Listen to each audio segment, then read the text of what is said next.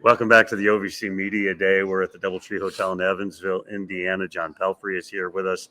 He's the head coach of Tennessee Tech. Ty Owens is with us as well, one of their top players. And so, first of all, Coach, thanks for joining us here. What is this event like? This kind of is it kind of like now? Okay, now we're really kicked off. The basketball season's really coming.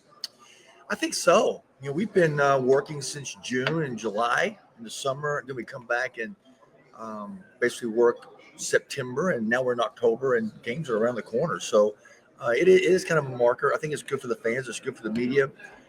It's good for our young men to be able to kind of get this feeling of college basketball. And they've had so many dreams and goals of getting here. And it's fun to get to an event like this and to see the coaches, to see the players, and then to hear their thoughts of what's coming up and their excitement.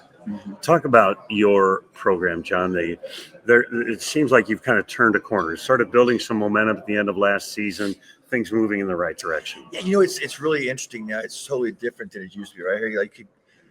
We've got 10 new scholarship players. Mm-hmm. We've got 12 new players total. So it's hard to kind of get momentum. Yeah. You literally generate momentum on a daily basis. So when our season was over, we started recruiting and just start trying to find guys who could play basketball, but find guys who we wanted to be around on a daily basis. I think that's kind of where it started for us. We ended up getting done May 1st, which was kind of surprising for us in recruiting. Certainly. The year before our last visit was June 15th, I think. So I was like, did we get done too quick? What's going on here? But for us, we felt really good about it. Ty's one of those guys. He's a serious student. He's serious about getting his degree. He's serious about basketball. He's serious about establishing relationships with his teammates and putting in the work. So all of that stuff to me is where the momentum gets generated. And then obviously these guys get a chance to go out and do it. We get a chance to go out and do it. And the challenges are going to be great. Ty, why number 8? Originally, I've always been number 2 my entire life. But once I found out that one of my other teammates ended up having that number, number 8 is also my favorite number. It's my good luck number. My birthday's on the 8th. So mine too. It's all good. Nice. Yeah. So 8 was what I chose. Tell me about the why and the how. Why Tennessee Tech, and how did it all play out? Yeah. I knew that, after junior college, that, taking my visit to Tennessee Tech, being around the atmosphere, as soon as I stepped on campus, the acceptance I got from the community, not only basketball, but outside of it. And then I knew that this is somewhere I wanted to be, somewhere I could grow as a person, as a player, off the court, just becoming a better version of myself. I knew that this is, where I needed to be. It's awesome. John, the blending of all those different guys, talk to me about the process of how that takes place, and where are you guys in that process? Yeah, the one thing that we know that works nowadays in college basketball, and it even worked in the past, but you're able to develop that a little bit because you were getting guys back, is getting old. And we've gotten experienced. And so even though our guys have played a lot of basketball past high school, some of these guys play 60 to junior college games, other guys have played 60 Division I games, so on and so forth. We're still very young and inexperienced with with regards to our group, right? So that's why June and July was so important. But I just think I appreciate the assistant coaches. I told them what I think is important, especially from a character standpoint, and what works with me. Yeah. These guys are putting a lot of pressure on me because I really, really enjoy them. I identify with them and how serious they are.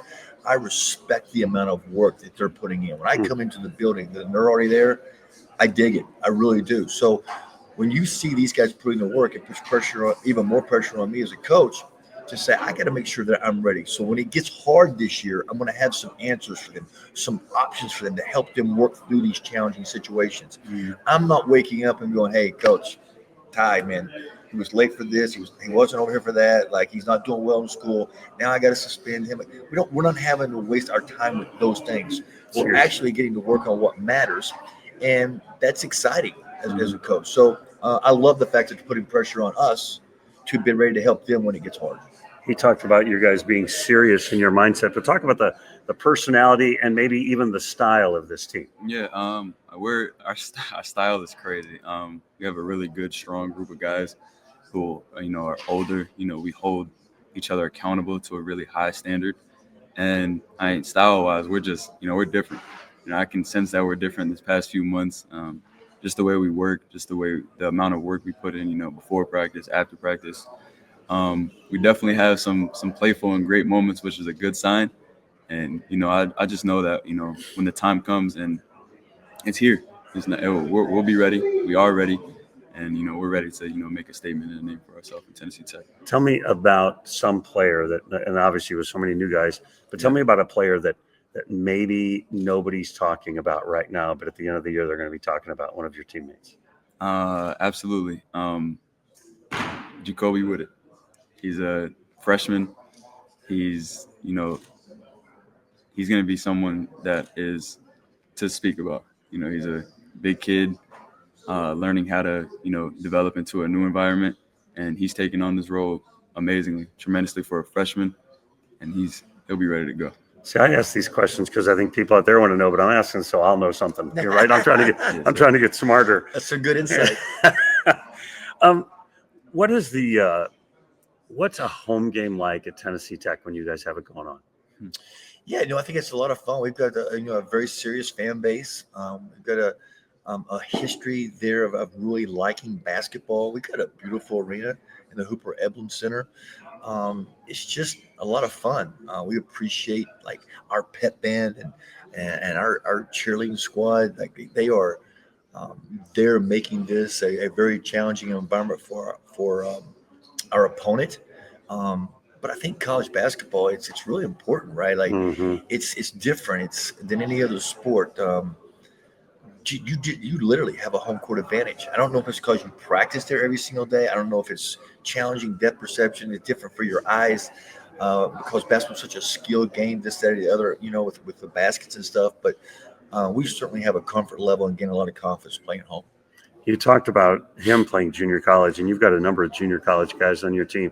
Recruiting junior college isn't new, really, for an OVC team, but it seems like it's more important than ever. Well, things are just different, right? Yeah. So you went to junior college because maybe you struggled academically, or maybe you made a poor decision in choice. That's not the case anymore. A lot of high school guys just don't get opportunities because of the transfer portal, because of the backlog of years and years of of the COVID stuff, right? So things are just different. These guys are going there and they are getting 30 to 60 games of experience, especially a guy like Ty who played in a really high-level junior college conference. And for us, there in the OVC, there are certain leagues. If you get a player out of that league, it's going to translate. So there's just less risk with that. Polk State is one of those places. That league, this conference is a really good one. Yeah. The same thing for a guy who comes out of the transfer portal. He's played 30 to 60 games at the Division I level. He's been coached. He's had his butt kicked in. He knows what it's like to go into a college academic environment and to take those type of classes. Whereas for the most part, guys who don't have those experiences, they've never been outside of mommy's house, which there's nothing wrong with that. Doesn't mean they can't make it. But we're all trying to limit risk because, as you mentioned earlier, we got a bunch of new guys. So it's all about who can translate the fastest. Can we deliver a message so they understand it, go get organized enough, but not too much where they're paralyzed, but can go play fast against a lot of really high-level competition. So, it's really different. There's a lot of good players at a lot of different places, high school, junior college, and the transfer portal. We're very fortunate that we get to try to pull from all of them. We've talked enough in the past that I'm not an expert, but when I read things and try to dig into the players that you have, this looks like maybe the biggest team you've had since being with Tech, and maybe the sturdiest or strongest. Yeah, I think, a couple of years ago, we kind of made an adjustment where if you didn't make 2 threes a game, we weren't going to recruit you from a stats standpoint. If you didn't have a 2-to-1 assist turnover ratio, we weren't going to, recruit you because we got these guys for such a small amount of time now. The player development piece is not as great as it used to be. Right. You don't have somebody. I stayed in school for 5 years at the same place. People aren't staying there. So you need to come through the door with a skill that translates. You need to come through the door with size translates. Yeah, you need to come through the door with an understanding how to play the game. playing. It's still coming down to who can play the best basketball. Right. We made an adjustment this year too. Where I said, you know what? Let's see if we can't get a little bit more size on the perimeter, more physical. And I think we've done that. You know, Ty, I don't consider it to be a small guard. We've had small guards, 5'8", 5'9", 5'10". There's a lot of them in this league, and they can really play. But he's the only guy we've got that's 6 foot or less. There's nobody else there. So when you have an injury or so during the course of the season, like last year, we lost Makai Cameron. Right. We got a little bit tiny. And in a season where it's in a league where it's really competitive, it's really close. Sometimes you can do the right things. You can block out. You can hold your ground, but a bigger body just might win. We're interested to see if how this translates for us. Because I do think physically this is as good as we've been. Yeah. People haven't seen you play in the Ohio Valley Conference yet. Describe your game. Describe the way you go about it on the floor. Very, very finesse, smooth. Just me being a leader of this team, point guard of this team. I gotta keep my team in check. Be in order.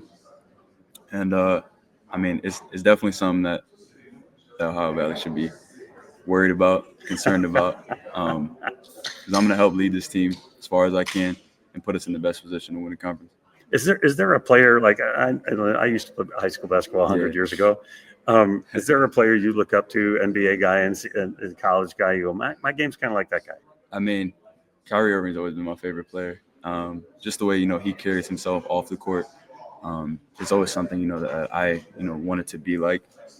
So once I started watching his game, he's always been like my role model as far as an NBA guy, I guess you could say. I like that, John. The many years, the many different stops. How satisfying is it when teams actually just come together and achieve something? It isn't always a conference championship, but they really come together and achieve what you're hoping for. Yeah, no, I think we've all been a part of something that's right and true, and we realize that's not always going to last, right? It's like being at a theme park, and boy, I know this is my favorite ride, and the park's getting ready to close. I've only get to enjoy this. It leaves a mark on you. You want to go back and do it again. That's what happens when you get a part of a group that you feel really good about, and this happened once or twice. And you learn just as much about being a group that's like dysfunctional, of what not works. That's wisdom too. But I just truly believe that this team, for me, have some of the characteristics that of the teams that I've been a part of in the past that left a mark, that put me in a situation where I want to seek that out again. And yes, there's a basketball piece to this, absolutely, because we're getting together because of basketball. Right. But these are good dudes. These are guys. If I was in college, I'd be hanging out with these guys. I identify with these guys. I don't do well with mindless and lazy people. High achievers don't like mindless and lazy people, and mindless and lazy people don't like high achievers. I think these guys are really serious about it. Now, our greatest challenges are coming. Nobody has got a DMP yet. No coach, nobody's not missed any time. Everybody's had a chance to play and practice. So our great challenges are coming. But I really like where we're starting from. What's it like to play for him so far? Obviously you haven't done it in games. It's been a blessing. Just first of all, just him giving me an opportunity to play for him, knowing the type of guy he is. It's been nothing. I couldn't ask for more. I just been blessed enough to be here. Be his extension on the court. And so the point guard's got to be, right? No choice. Yeah. No choice. That's how you win games. Got to win games that way. But no, I'm definitely excited, to play for him, do right by him, make him and, our community very proud. Appreciate your time. Best of luck this year. Really appreciate your time. Thanks for being with us. Thank you, sir. Nice to meet you, Ty. Nice to meet you. That's the gang from Tennessee Tech. We'll be talking to the Little Rock guys in just a little bit. You're watching the OVC Media Day here in Evansville, Indiana.